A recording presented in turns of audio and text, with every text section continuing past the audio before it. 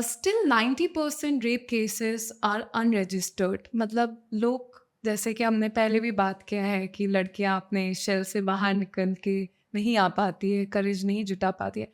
तो क्या एग्जैक्ट जो 90% फिगर जो हम कहते हैं, तो ये इज इट ट्रू? और ये फिगर कहना तो बड़ा मुश्किल है, बट ये ज़रूर है कि majority of cases, close to 70-80% of the rapes that happen actually happen within the known circle.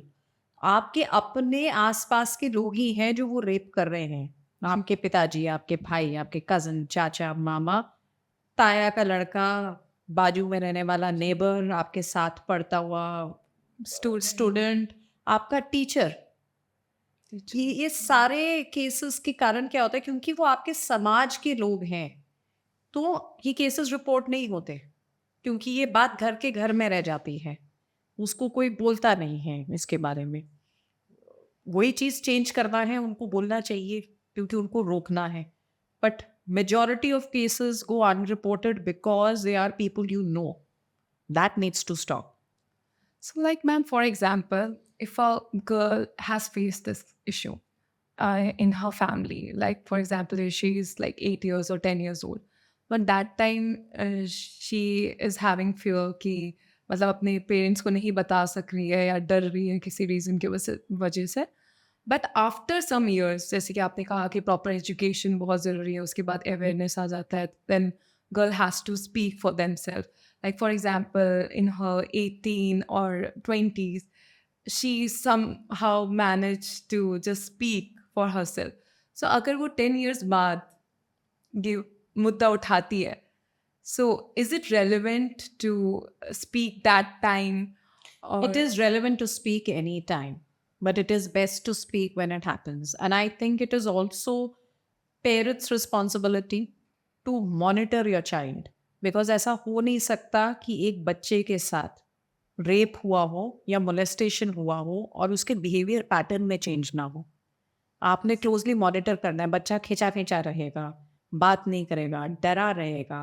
अगर रेप हुआ है तो फिज़िकल डिस्कम्फर्ट होगा, कुछ ना कुछ आस-पास हुआ होगा। तो आपको आपके बच्चे को मॉनिटर करना और उसका वो देखना बहुत ज़रूरी है, स्पेशली अगर घर में ऐसे लोग आपके आते-जाते रहते हैं या इस टाइप का होता है। तो आई थिंक मॉनिटरिंग पेरेंट्स की भी रिस्पॉन्सिबिलिटी है।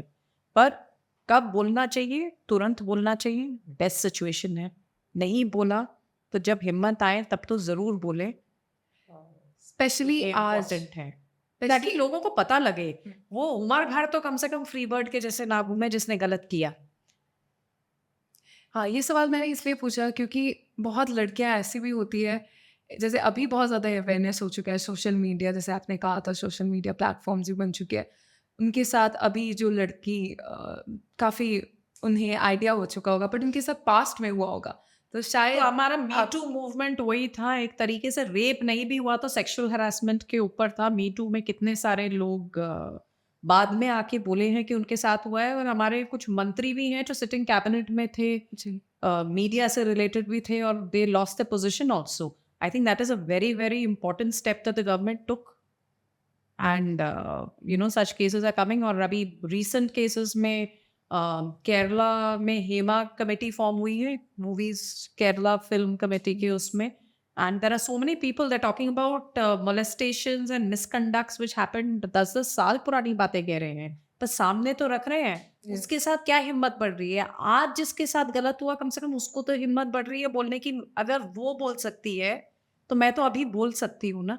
मेरे से सीनियर एग्जैक्टली। आर्टिस्ट बोल रहे हैं तो मैं तो बोल सकती हूँ। रेवती जैसे आर्टिस्ट ने आगे आके बोला कि एग्जैक्टली। उनके साथ हुआ था जब वो छोटी थी, तो मतलब आप लगाइए, हो सकता है 20-25 साल गुजर गए होंगे, बट उनके वो बोलने के कारण वो किसी ने बोला तभी वो कमेटी बनी, तभी रूल बना, तभी आज एक्शन हो रहा है। एग्जैक्टली। तो there is no correct time. Whenever you feel right is correct, but speak out. But speak out, yes.